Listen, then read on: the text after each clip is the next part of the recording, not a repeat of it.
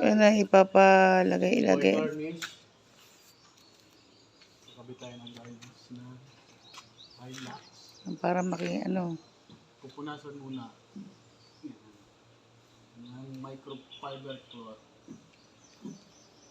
Ito. Tinanggal ko na yung mga adhesive. Tape cover.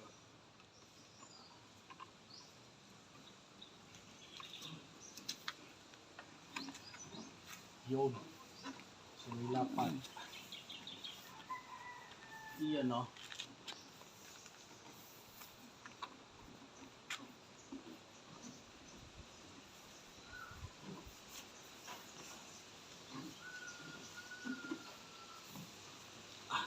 Dapat na. Okay ga? Run down. Pa.